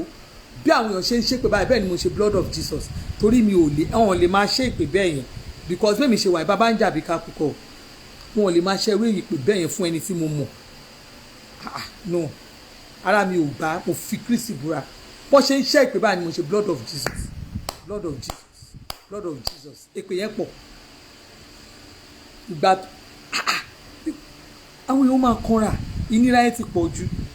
ẹ rán àwọn èèyàn tó jẹ́ neutral people tẹ́ ẹ mọ̀ ẹ máa ma wọn tí ò ń parọ́ náà àwọn ìjọba yẹn ẹ rán wọn iṣẹ́ kan lọ ẹ tiẹ̀ ní kán rìn ọ̀nà yẹn kẹ́ wá lọ mọ kẹ́ ẹ lọ wo nǹkan tó ń ṣẹlẹ̀ ọgbọ́n gómìnà kẹ́ ẹ lọ wo scores àwọn èèyàn sọ̀rọ̀ yín dáadáa àwọn èèyàn sọ̀rọ̀ yín dáadáa deputy ẹ ti ẹ̀ dá lé rárá ẹ̀yin ẹ lọ wọn sọ̀rọ̀ yín dáadáa mi ò ṣeré ẹni tí ò lẹ́nu tó bá gbé anything against yín ní ọ̀tá yẹn á lù yín tinú tẹ̀yìn mo fọlọ́run búra deputy bí èmi àti ń ṣe wà tí èmi àti ń tẹ́ bá lẹ́fẹ́ èmi àti ẹ̀yà kájọ kébì àti ń jọbẹ̀ lórí kánsẹ́lọ̀ ọlọ́run mi ò ń ṣọmọ̀ta tí n bá gbé kánsẹ́lọ̀ pẹ̀lú yín deputy ọlọ́run máa wìn nínú ọ̀tá yìí àwọn èèyàn lè dìbò fún yín o wọn ò láìkí yín kọ́bọ̀ ní ohun tí èmi fi etí mi gbọ́ ní èmi wọn ò láìkí yín tọ́bọ̀ lẹ́yìn kẹ́ ẹ lọ ṣe ọ̀nà fáwọn èèyàn ẹ lọ ṣe ọ̀nà fáwọn èèyàn ẹ lọ tún ọ̀nà yín ṣe because kò sí nǹkan lè ṣẹlẹ̀ àwọn èèyàn lè decide àti láìkí yín later tó bá rí pé ẹ ṣe dáadáa because tí wọ́n bá ṣe dáadáa àwọn èèyàn lè láìkẹ́ ní ẹ later ṣẹ́gun ẹni tó bá ní kò ṣe dáadáa tẹ́ bá ṣe nǹkan tó dáa àwọn èèyàn lè decide láti tún láìkí yín àwọn nǹkan tẹ́ bá ṣe bẹ́ẹ̀ ẹ má máa ignore nǹkan mọ́ your ignorance is getting too much it's getting out of hand ní gbogbo bẹ̀yẹn your ignorance is getting out of hand èyàn ẹ lè dákẹ́ bẹ́yẹn káwọn máa wò yín náà bẹ́ẹ̀ ṣe dákẹ́ yẹn is killing ó dẹ̀ máa affect yín politically tẹ́ bá fi ìjọba gan lẹ́gùn ẹ mọ̀ pọ́lá kan tún wà kẹ́ ẹ pa àwọn èèyàn káwọn èèyàn máa kò le tó bẹ́yẹn náà àwọn kan ti ṣèjọba rí náà wọ́n sì rán àwọn èèyàn pé bọ̀ bẹ́ẹ̀ ṣe àwọn èèyàn ní dáín lò bẹ́ẹ̀ pé wọ́n ò ní dáín lò understand bọ́ yẹn ṣèjọba rárá mọ̀ṣẹ́lú yẹn ṣe run ọ́fíìsì ẹ̀ bí ìgbà tẹ́ run nu bóyá tẹ́ run nu private business yín àbẹ́ run private home yín that's not the best thing ẹ lọ ṣàtúnṣe now to be honest I don't pray for your downfall God sees my heart I don't pray for your downfall kí nǹkan ṣẹlẹ̀ nínú ìjọba kí nǹkan wọn ṣẹlẹ̀ nílùú kí èèyàn pariwo káwọn tó wà ń bẹ̀ kán dẹ̀ dáhùn lóhùn lẹ́sẹ̀kẹsẹ̀ nǹkan tó ń pè ní ìjọba nìyẹn ẹ mọ̀ káwa pariwo síta kí ìjọba dá wa lóhùn òun náà wá wà fún ìyẹn làwọn gan fi ń proud ń ta pé yes wọ́n ń dá wa lóhùn à ń sọ̀rọ̀ wọ́n ń dá wa lóhùn but tẹ́ bá ń sọ̀rọ̀ tíjọba yẹn bá ti ń fi ignorance ọ̀hún ò dá yín lóhùn tó ń wò pé kí ló ń ṣàwọn ilé ṣé ẹ kó ń ṣe ìjọba Dàpọ̀ Abíọ́dún tí mo ranjú mo campaign fún yín dànù do you know ẹ mọ̀ nǹkan tí mo lost de mo campaign fún yín I lost a lot of things but kí ẹ tún wá máa feel ignorance lórí ìlú máa kúrú máa bá yín dọ́gba tẹ bá continue láti máa feel ignorance lórí ọ̀nà yẹn máa kúrú máa bá yín dọ́gba kò sí nǹkan tẹ́nìkan máa ṣe nìkan ṣe rò pé nǹkan kan lè ṣe mí nìsín wọ́n á sì mọ̀ pé owó yín lówó ti wà náà bí máa kúrú máa bá yín dọ́gba o ẹ ṣe ọ̀nà fún àwa o kí ọ̀nà yẹn ṣe é gbà mo ti gba kámọ́ ọlọ́run ní ìdèdè ọ̀nà àjílété yìí kò sí ìyàn tí mo fẹ́ lọ mú bẹ̀ bóyá táìmù ọdún mo lè rọjú tí n bá rẹ́ni wá gbé mi lẹ́kọ̀ọ́ tí n bá rẹ́ni gbé mi mo lè rọjú lọ ṣùgbọ́n tí n bá rẹ́ni wá gbé mi torí tí màmá ti rẹ́ni gbé mi máa ṣẹ̀ṣẹ̀ mí dáadáa báyìí tí n bá ti rí àbúrò ọkọ mi ìyẹn dẹ̀ máa ń bízì ẹni tó gbé mi àwọn tó bí mi ó máa ń bízì tó bá ti rí àwọn méjì náà ni máa ń lò àwọn méjì ni mo trust àwọn méjèèjì pa Láńre àti Sunday yìí èyí tó bá ti ráyè tó má ti náà wá máa gbé mi ọ̀ngàn sálẹ̀kọ̀ irú ẹni tó gbé mi lé nìyẹn láti ojú òre yẹn báìkì ló gbé padà sí Ajílété báìkì kéèyàn drop lójú òre kémi àti ẹni yẹn òde Ajílété he spend over 2 hours lọ́nà again kó tó dé Ajílété with bike torí traffic torí ọ̀nà tí ò dá ẹ wá ní kó máa rẹ́rìn sí i wọn lè rẹ́rìn náà ọmọ ìlú ò lè rẹ́rìn sí i abáta tí wọ́n bẹ̀ yà ń kanra inú wa ò dùn sí rárá torí àgọ́ ẹ̀ ń gà wá àwa gan ń gà yìí àwọn tó wà bẹ́ẹ̀ wọ́n ń gà yìí ni gọ́vnà ọlọ́run mo fọlọ́run búra ẹ ní káwọn èèyàn tí ò kọ́ máa múra bí ẹni tó ń ṣèjọba àwọn neutral people go and do feasibility studies ní àárín gbogbo bẹ̀yẹn kẹ́ ẹ mọ̀ kẹ́ máa rìn ẹnikẹ́ni yẹn kó máa kàn sí kẹ́ni yẹn kàn sọ pé gọ́vnà Dàpọ̀ Abíọ́dún gọ́vnà yìí kó kàn ṣe mọ̀ kẹ́ni yẹn ti wọ́ sáwọn èèyàn lẹ́nu kó máa pọ́n yín lé torí àwọn èèyàn tó bá ti pọ́n yín lé lójú yín wọn àwọn náà pretend because wọn mọ wíìsù ẹni yẹn kàn lè sọ pé gọ́vnà Dàpọ̀ Abíọ́dún kò lè wọlé ẹlẹ́ẹ̀kejì ẹ wá báyọ̀ ṣe máa dá ìlò wọ́n máa túlẹ̀ everybody máa gbọ́ túlẹ̀ because I put words into people's mouth I put words into their mouth mo gbọ́ nǹkan tó ń jáde lẹ́nu àwọn èèyàn just to ó ti pọ̀ jù mo fi Ọlọ́run búra people doesn't love you mo rà lóúnjẹ pé ṣe báyìí náà ilẹ̀ campaign fún wọn mọ woman yẹn mọ woman yẹn mọ woman yẹn. àwọn èèyàn sọ̀rọ̀ yín dáadáa inú ìlú pa fún mo fẹ́ lọ sùn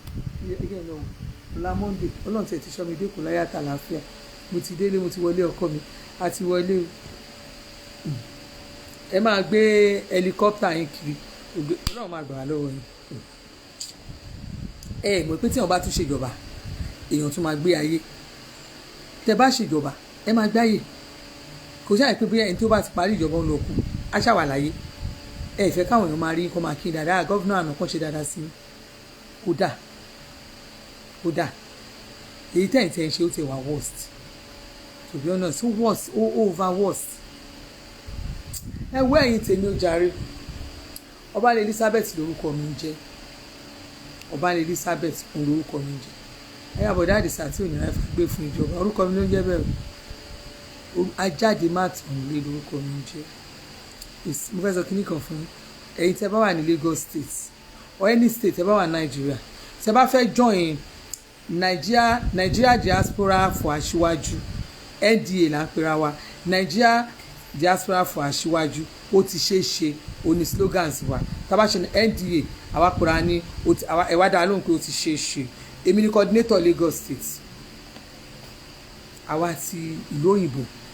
àwọn tó wà nílùú òyìnbó tó wà nílùú òyìnbó káàkiri àwọn ti diaspora wọ́n kóra wọn jọ pé àwọn ṣètò Aṣíwájú Nigeria Diaspora for Aṣíwájú so tẹ́ bá fẹ́ join ẹ jẹ́ ká jọ ṣe ẹ tẹ̀ ká jọ ṣe ilé there are lots to do I understand lots to do èmi ni coordinator Lagos state a ní coordinator Nigeria a ní ẹni tó ń bá wa coordinate tó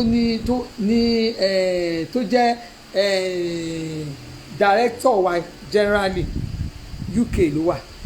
bọ̀ṣẹ́ a ní àwọn representative káàkiri àwọn state kan àwọn countries kan ó sì wà tá a sì need representative tẹ́ bá rí pé lè ṣe representative wa ẹ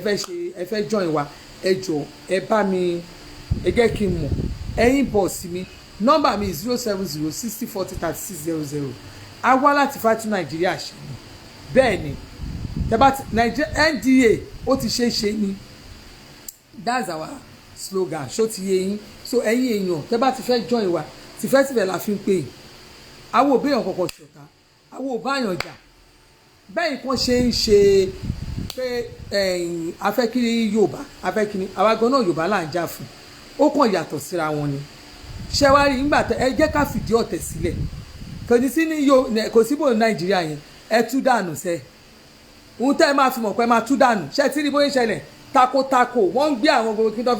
ẹ lè bá ìjọba jà kẹ́wìn ṣe rí bó ṣe ń ṣẹlẹ̀ so ó ṣẹlẹ̀ káàkiri gbogbo àgbáyé ó ṣẹlẹ̀ káàkiri gbogbo àgbáyé kò síbi tí ò ti sí inflation kò dẹ̀ síbi tí ò ti sí wàhálà ẹnu la máa fi sọ ìdí la máa fi jókòó ohun tá a bá fẹ́ òun la máa fi ṣe bàbá wa Bọ́lá Ahmed Tinubu àwọn nìkan ló lè help wa this time around kálukú roko sọ́dọ̀ wọn nìyà kálukú roko sọ́dọ̀ ẹ̀ tẹ bẹ́yàn bẹ́ẹ̀ bú Buhari dọ̀la máa sọ fún ipò ọmọkọ ní Buhari ẹ̀rí gbogbo sùtọ̀ ṣe sọ́dọ̀ wọn ó ṣe nǹkan lẹ̀ dáadáa fáwọn èèyàn ẹ̀ dọ́là owó wọn ó bàbá ìmọ̀ nǹkan tó ń ṣe o gbogbo nǹkan ó ń ṣe ó ti mọ̀ pé àwọn àgbẹ̀ àwọn káyà ní tọ̀dọ̀ tiẹ̀ ó ti yá wò pé àwọn àgbẹ̀ tọ̀hún kàn tẹ bá rí sí àwọn àgbẹ̀ ń sìn wọ́n ti lẹ́nu o so nǹkan tí bàbá yẹn try láti ṣe nìyẹn so ní ọ̀dọ̀ tèmi aṣíwájú lèmi tẹ̀lé o tó bá fẹ́ join wa NDA Nigeria Diaspora for Aṣíwájú àwọn swagger yẹn that is they are the southwest àwọn southwest ni àwọn yẹn ni wọ́n fi bí gbogbo ọmọ àwọn ọmọ káàròjì àwọn ilẹ̀ Yorùbá ṣẹ̀mọ̀ àwọn yẹn nìyẹn but oníkálukú náà even gangan náà tó bá rí i pé oníkíní ó lè káwọn èèyàn jọ láti lè fi kó àwọn èèyàn jọ pé ẹ jẹ́ ká fi dúró ti ara but nígbà táwọn àwọn tààrà lóyìnbó àwọn náà wọ́n pé kí ni nǹkan táwọn lè wọ́n ṣe ń gbà yẹn náà tẹ bá dẹ̀ wo advert tẹ bá ti rí NDA Nigerian Diaspora yẹn ẹ rí i pé advert wọn ó rí ilẹ̀ dáadáa àwọn òṣèré ń sọ pé yá ẹ jẹ́ ká lọ wá graphic designer ẹni tó máa bá wa ṣe ẹ̀ bá la ṣe máa ṣe àwọn tó ń bá wa ṣe kí ni ẹ̀ ti wà ńlẹ̀ dáadáa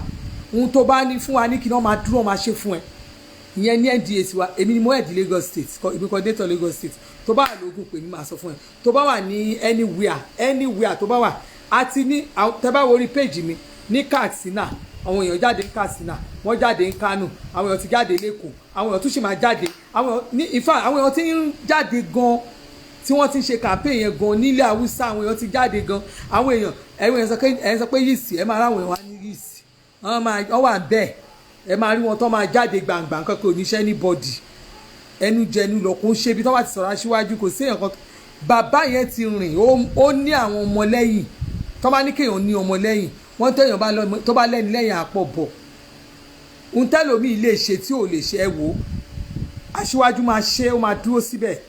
ṣé kò yé yín so tẹ bá fẹ́ lẹ́kìtì gbogbo ẹ̀ náà ẹ inbox mi tàbí kẹsẹ̀ mẹ́sì lórí 070 60 40 36 60 40 36 00 070 60 40 36 00 tàbí bí tẹ bá ti rí logo tó ti kọ síbẹ̀ ẹ lè join wa àwa lórí ẹ wá Nigerian Diaspora ẹ ti wá Nigeria Diaspora for Aṣíwájú Nigeria Diaspora for Aṣíwájú bóyá ẹ jẹ́ kí n fi logo wa wọ̀nyí tẹ bá ti rí ẹ lè join wa lórí Facebook àwa lórí Instagram àwa lórí àwọn yẹn ti kò ń ṣe pé kí ẹ̀ṣẹ̀ lè máa wá wa kiri ṣé nǹkan tí mo sọ yẹ yín ẹ̀ṣẹ̀ lè máa wá wa kiri ẹgẹ́ fi wọn tẹ bá ti rí orí kiri mi máa ti máa rí ẹgẹ́ fi wọ̀nyí not Adébùwà mo ń bọ̀ stop ṣe bẹ́ẹ̀ ẹgẹ́ fi wá lórí ṣẹ́ẹ̀rí irú eléyìí mo ti post ẹ̀ irú bí tẹ́ bá ti orí bàbá símbọ̀ wa rè ẹgẹ́ fi wọ̀nyí dáadáa àwa wà dáadáa símbọ̀ wa lélẹ̀ ṣẹ́ẹ̀rí ẹ ti rí ṣẹ́ẹ̀rí irú eléyìí irú wọ́n ń ṣe I insist yẹn táyà mi ṣe ìfọwọ́ táìpù yẹn àwa ti ṣe tiwa readymade ẹ kàn máa gbé ṣẹ́ẹ̀rí gbogbo graphic design yẹn fẹ́ nídìí ẹ̀ fúnra yín gan fún campaign àwa ti ń ṣe ó ti wà ńlẹ̀ nídìí ṣe wà mí ìfi sọtẹnu ẹ wò logo yìí tẹ bá tirẹ̀ máa ti máa rí káàkiri tẹ bá ti rí àwọn kan advert wọ́n ṣe tí wọ́n tẹrí advert bàbá ní orí omi àwa la ṣe tẹ bá rí tó àwà lórí omi lórí ọkọ̀ àwa la ṣe tẹ bá rí tí wọ́n ṣe ní railway line tí wọ́n gbé káàkiri tí wọ́n ti gbé sínú billboard ńláńlá àwa la ṣe so àwa advert wa rinlẹ̀ dáadáa so nídìí àti dára ẹ láàmú wọn ò pé kó wá ní ẹ máa bọ̀ ẹ wá máa ẹ sáà má dára ẹ láàmú Nigerian Diaspora àwọn yẹn náà wọ́n kóra wọn jago káàkiri throughout the world wọ́n kóra wọn jọ láti dúró pé yes àwa tèkó àwa àdẹ̀ ní Nàìjíríà coordinator wa yes o coordinator wa èèyàn ẹ lè máa wá orúkọ coordinator wa Nigeria coordinator wa ẹ jẹ́ kí n wá kí ni wọ́n fún yín ṣó tiẹ̀ wà ní òní you can go to his this thing òní Nigerian coordinator lele these are Nigerian coordinator ṣe ẹ ti rí ọ̀gbẹ́ni C for cat Z for zebra A for apple R ẹ ti rí 2 lẹ́gbẹ̀ẹ́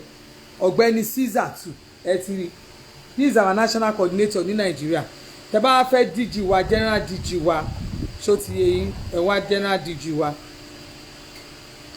jẹ́ kí n wá àwọn ọ̀sìn bíbá mi rò pé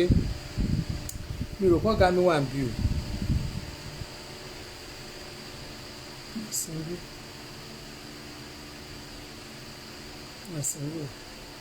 màá fún yín ní kíní because mi mọ̀ pé máa ṣe gbogbo kíní wọ́n bíbá but màá fún yín ní gbogbo information wọ́n bí next tí máa fẹ́ sọ̀rọ̀ lórí Nigerian diaspora màá fún yín ní gbogbo information because I don't okay you are follow on FB lórí eléyìí ẹ bá kàn follow mi Ọbànlá stop ṣe bẹ́ẹ̀ Adébuhari Ọbànlá stop ṣe bẹ́ẹ̀ Elizabeth ó ní Facebook timeline ó ní direct Facebook mi tẹ bá fẹ́ rí mi lórí Facebook that's my real Facebook eléyìí is just a ẹ ti rí ó ní again Facebook mi wọ̀n tẹ bá máa ti rí mi lórí Facebook this is me Facebook kíní mi gangan lélẹ̀ ṣe bá ẹ ṣáà ti rójú mi ṣe rí èmi rè Facebook mi gangan lélẹ̀ even gan I'm trying irú stop ṣe bẹ́ẹ̀ sí i ó dàbí pé máa change ẹ̀ sí orúkọ mi gangan bóyá máa change ẹ̀ sí bọ́ọ̀ bá ń lé Elizabeth stop ṣe bẹ́ẹ̀ yìí mo wo bí mo fẹ́ ṣe torí àwọn èèyàn gbó lórí Facebook ṣọ́ṣẹ́ ìlú fún mi lówó ni tí mo fẹ́ máa gbó lórí Facebook orúkọ mi ẹ mọ̀ bí mo ṣe ń gbó lórí YouTube yẹn orúkọ mi ló wà lórí YouTube yẹn mo ń gbówó ń bẹ̀ àkáǹtì wà lórí YouTube náà máa fi sanwó mi ní àkáǹtì Ọbànlá stop ṣe bẹ́ẹ̀ Elizabeth is not òun kọ́ ló wà lórí international passport mi gbọ́dọ̀ kí n má lọ fọ́ra mi jẹ ẹ mọ̀ Facebook ti ń sẹ́ndì kíní sí mi fúnra wọn àwọn ti ń sẹ́ndì star wọ́n sẹ́ndì kíní wọ́n sẹ́ndì àti bí pé ó kọ́ wa lẹ́nu pé gbogbo ẹ̀sìn mi ní gbogbo kíní Facebook ń sẹ́ndì ẹ̀ sí mi èmi ò understand màá wá lọ jókòó máa sọ́dẹ̀ tàbí kí dọ́tà mi tó bá mi ṣe YouTube tí mo fi ń gbowó yẹn ọmọ yẹn náà máa bá mi ṣe ṣó ti yé yín gbogbo ṣé ń jì mí èmi náà lè gbà lórí YouTube ṣe Facebook wọ́n ti ní tá a bá ti lórúkọ mi ó ṣeé ṣe ká má ro àgbà so bẹ́ẹ̀ bá ti rí timeline mi tí mo ṣe ń jì ẹ̀ tí mò ń jẹ́ Ọbànlá tẹ́tí lọ rí orúkọ mi dáadáa ń bẹ̀ máa ṣe màá wá lọ sí màá tún wá lọ sí péjì mi mo lè ṣí fún yín kó lọ máa lọ jẹ́ stop ṣe bẹ́ẹ̀ tẹ̀ mọ̀ kò yé yín ẹ̀yin bẹ́ẹ̀ bá ṣàtì ẹ ṣáà mọ̀ pé mi ò ń jọba ńlá Adébuhari dẹ̀ wà ń bẹ̀ torí Adébuhari yẹn máa wà ń bẹ̀ mi ní yọ mo wá lè lọ sí stop ṣe bẹ́ẹ̀ Adé Tinubu bóyá fan page yẹn ẹ jọ fún mi lórúkọ mi tó yẹ kí n ṣí mo fẹ́ lọ sí fan page yẹn sódà máa lè máa rí owó ẹjọ nítorí Ọlọ́run ẹ bá abẹ gọvnọ Dàpọ̀ Abíọ́dún gọvnọ Dàpọ̀ Abíọ́dún ẹ bá wa tún ọ̀nà ṣe o kò sẹ́ni tó yè tí o but mi lè máa rí ọ̀nà yẹn kí n láìkì yín a máa jà kú ni iṣan méjì máa cut tẹ́ ẹ bá ti ṣe ọ̀nà wa mi nígbà but tẹ́ ẹ bá ti ṣe kò sì jà kí ló fẹ́ fàjà èmi àti ìgbà àbí ṣáà sign contract ṣàṣàyàn contract àkóso contract kò sí pé kínní ibi ni mo kà pé àbí ẹ ṣàpè mí pọ̀tì ẹ gbọ́dọ̀ má ṣe ọ̀nà wa ibi tó wà bẹ́ẹ̀ nìyẹn tẹ́ bá ti ṣọ̀nà akílẹ̀ wọn fẹ́ sọ ẹnì kọ́kọ́ lẹ̀ ṣèjọba àwọn ìjọba àwọn other APC governors wà bẹ́ẹ̀ ìjọ ò lẹ́rí kí n tiẹ̀ sọ̀rọ̀ kí n sọ̀rọ̀ pa wọn rí because kí ni mo fẹ́ sọ pa wọn mi ìgbọ́ wọn kan pa anything pa state wọn so kí ni wọ́n á fẹ́ sọ pa wọn kí ni mo fẹ́ sọ àwọn ọmọ tó wà ní Kwara mo ti ẹ̀rí lédi kan eléèlú wọ́n máa post iṣẹ́ governor Kwara state every time Ọbànlá mo wà nù swagger náà èmi wà nù swagger mo wà nù swagger but nd irú 10d yẹn gangan ò ní mo jẹ́ swagger wọn kan èmi ò sí ní swagger mi ò ń ṣe àbáná yẹn pé àwọn swagger náà wà but mo wà nù wọn but not kíní but tèmi gangan tí mo gbèrú gangan tó wà lórí mi ìsẹ́ndìyẹ Nigerian diaspora for Aṣíwájú ó ní tèmi tó bá jẹ́ yẹn náà lẹ́dẹ̀ẹ́ rí kíní bóyá tá a bá ṣe pati wa tẹ́yìn náà rí pé pati yẹn tó milẹ̀ títì ẹ gbọ́ ẹṣin tó ṣíwájú gbà fọ́ọ̀sì náà bá náà pé èyí tó wà lẹ́yìn kó máa múra wọn ní egun tó kọ́kọ́ jẹ́ nǹkan ìran ló máa wò gbẹ̀yìn àwọn ti jó ẹmọ kan ti jó ní ìsìn àìmọye ẹgbẹ́ àwọn ẹgbẹ́ tó wà ń ta ẹmọ pé mo tún wà nínú àwọn obìnrin yẹn náà àbúrò Aṣíwájú mẹ́ cooperative ẹmọ kó mo wà bẹ́ẹ̀ ẹ jẹ́ káwọn èèyàn máa ṣe pàṣẹ máa rí wọn lóríṣiríṣi ẹgbẹ́ ti pọ̀ rẹpẹtẹ lọ́jọ́ ìwọ náà lọ́jọ́ yìí nǹkan kẹ́ ẹ máa gbẹ kẹ́ ẹ máa kọ campaign kiri ó bá campaign ó bàbá campaign kó wá dìgbà kí wọ́n máa pè yẹn abala ẹ̀jẹ̀ ọmọ mi ń wáṣẹ́ síbì kan kíní kan ṣe kíní kan ṣẹ́mu ẹni téèyàn bá rí ló máa pè ní ẹni téèyàn bá rí bá eléèbó ṣe àwọn mìíràn ti pè wọ́n ti pè ọba ńlá níta bá rí adè máa ń ṣe pẹ̀lú bá a ṣe sínú pé kíní tí bàbá aṣíwájú yìí Yorùbá síra wọn ni ṣebí Yorùbá làbí ń ṣe kíní ṣé mo lè jà Hausa kí n campaign fún Tinubu Buhari tó bẹ́ẹ̀ yẹn tó já Hausa ni mò ń sọ ṣáwọn Hausa ò ti ní gbédè mi láti jọ wọ́n á ti gbédè mi ṣùgbọ́n mi ì lè sọ pé kíní Buhari Tinubu Yorùbá ló ń sọ gbogbo àwọn tó ń tẹ̀lé Yorùbá níwọ̀n etí wọn ò dí àkàǹpé ó máa dá sọ̀rọ̀ ọ̀kì òretí pé bóyá kíní jákà bẹ́ẹ̀ tẹ̀ máa ní yàrá lásọ̀rọ̀ ọ̀kì yẹn bóyá kán ní ká máa lọ kábọ́ àwọn àbí ká máa kó bàtà àwọn àlejò tó wà lẹ́nu ọ̀nà kó má dànù kó má jí bàtà kó ó jẹ́ ká kó máa ṣọ́ bàtà lẹ́nu ọ̀nà lásọ̀rọ̀ káwọn bí tán kì í wọ bàtà dé kán lọ fún mi sẹ́nu ọ̀nà mọ́ṣáláṣí irú ẹ̀ ọ̀nà mọ́ṣáláṣí yẹn pé wọ́n wọ bàtà mọ́ṣáláṣí o ká máa ṣọ́ bàtà wọn ò gbọ́dọ̀ jí bàtà lọ lẹ́nu ọ̀nà mọ́ṣáláṣí o lẹ́nu lásọ̀rọ̀ kì ó jẹ́ irúṣẹ́ yẹn máa lọ gbà lọ́hùn Christian ni mí ṣe mọ̀ pé àwọn èèyàn bá ṣe wọ́n á kírun tó wọ́n á ṣàṣà àlàbá mùsà wọ́n á fàwà tá a jókòó lẹ́nu ọ̀nà àbò lórí búkúrò òkú lọ kírun lásọ̀rọ̀ kì í ṣòro kò lórí búkúrò lọ kírun lásọ̀rọ̀ kì í bó jẹ́ rúbẹ̀ yẹn kàn fi wá sí tàbí kán á lọ sí ṣọ́ọ̀ṣì Asọ̀rọ̀ Òkè kan ní orí ẹ̀yìn torí ẹ̀yìn jẹ́ Christian ni o ẹ lọ o ibẹ̀ ni o kẹ́ máa lọ bá wọn kán máa wà wọn tó bá wọlé o pé o kàn lè lu àga lásọ̀rọ̀ Òkè ni torí kò ṣe pé ìṣẹ̀yìn náà débẹ̀ ṣùgbọ́n at least kán fi wá sẹ́nu ọ̀nà ká máa wà wọn tó wọlé ká máa wà wọn tó jáde àbí kán ní ẹ̀mọ̀ àwọn pásítọ̀ yẹn náà wọ́n náà tó ń bá wọn káwó Asọ̀rọ̀ Òkè ṣọ́ọ̀ṣì wà ń bẹ tẹ́ǹpù wà ń bẹ kán ní ká máa lọ síbẹ̀ ká kàn máa lọ máa bá wọn káwó tó bá ṣe wọlé bóyá pé kán fi mi tẹ̀lé pásítọ̀ tó bá wà ń bẹ ṣẹ́wọ̀n ìyá kàn dé máa káwó ni kán fi mi ṣe tẹ́ṣọ́ra ẹ̀mọ̀ àwọn iṣẹ́ náà yẹn náà iṣẹ́ náà ni káṣáwà l'Asọ̀rọ̀ Òkè ebi àbá máa gbé bẹ́ẹ̀ ni àbá máa gbé bẹ́ẹ̀ láti irú yàrá tí ì bá sùn ní ìsìn wọn ṣàlè kọ́kọ́ mi máa bá mi ń bẹ̀ àjọ máa sùn láti mọ̀ pé ní sísì ni wọ́n ọkọ mi máa jí wọ́n máa ṣe irú iṣẹ́ bẹ́ẹ̀ yẹn at least wọn ṣàlè kọ́kọ́ mi máa wà mí wá wọn ọ̀dẹ̀ ní kádẹ̀ máa jọ gbé ṣé kò yẹ àjẹ̀ lọ́mọ bímọ irú ọmọ mi tó dẹ̀ wà lọ́dọ̀ mi ní alọ́ fi sóstẹ̀ torí owó tá a bá ti gbàǹjọ́ mọ́ṣáláṣí jímọ̀ nǹkan àmọ́ àrí san fún owó skul ó dàbọ̀ ojú òní sí gómìnà ẹ̀ṣọ̀ náà wa àwọn òbá yín rojú ẹ̀ṣọ̀ náà wa ojú òní ti yan yes òun náà ni mo sọ àwọn women kìnìyàn ó wà ń bẹ ẹ mọ èmi gan náà mọ̀ pé máa tajà mí ẹni ìdáhùn ti NDA tí mo gbà yìí ọlọ́run kó ṣàánú mi ẹ máa fàdúrà ràn mí lọ́wọ́ ojú òní tí mi ní wáyé tì ẹ̀yin tèmi tó wà lẹ́kọ̀ọ́ ẹjọ́ ẹ̀yin tèkọ́ ẹjọ́ ìmí tá a máa ṣe pàtí tá a máa ṣọ tá a máa jèrè sí a máa pè léré gan náà máa pè léré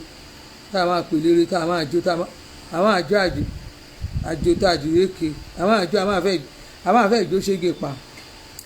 ìgbà ilẹ̀ máa mọ̀ pa agán mọ̀ èèyàn kí ló ń ṣe yín Nigerian diaspora ẹ máa mọ̀ pa mọ̀ èèyàn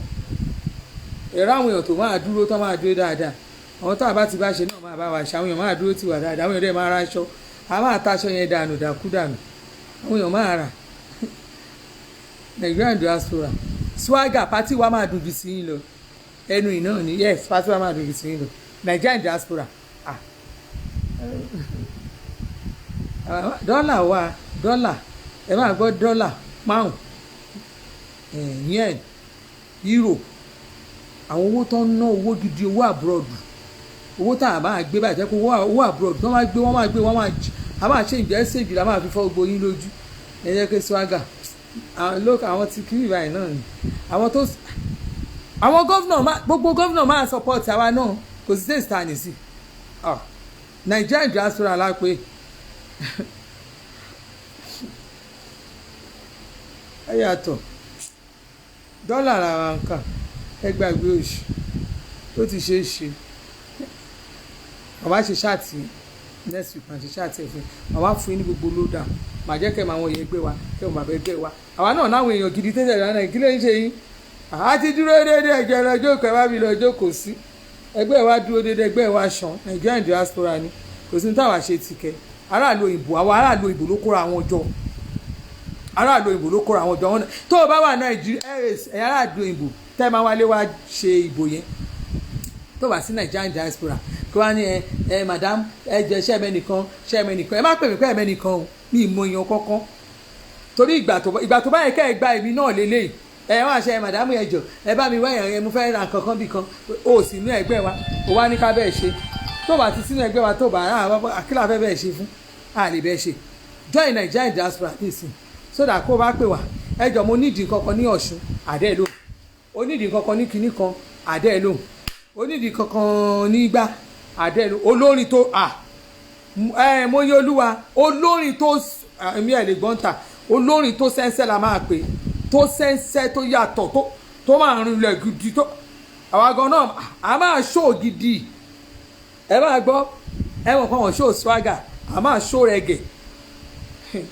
a máa ṣó dọ́là a máa ṣó pound àwọn olórí tiwa pọ́npọ́n ló máa ná pọ́npọ́n bá ṣe ná dọ́là a máa ná pound ẹ rí i pé nígbà yẹn Wàsíù ẹ mọ̀ pé orin táwọn kan jẹ́ orin tiwọn yẹn wọ́n mi ò kàn ọ̀hún gba dọ́là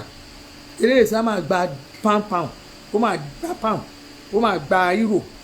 àwọn olówó àwọn aráàlú òyìnbó ló ń bọ̀ kí ni àwọn máa bá wa tilé ó jẹ́ àwọn ẹgbẹ́ tó máa jọyìn tó máa wọ́n máa ṣe ẹjọ́ ó dàárọ̀ èmi ni coordinator Lagos State èmi bí mo ṣe kéré èmi ni coordinator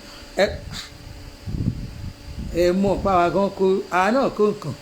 àwọn èèyàn gidi wà lẹ́yìn ìwà ẹ máa ríran wò ní ìta máa ṣe ẹ máa rérò èrò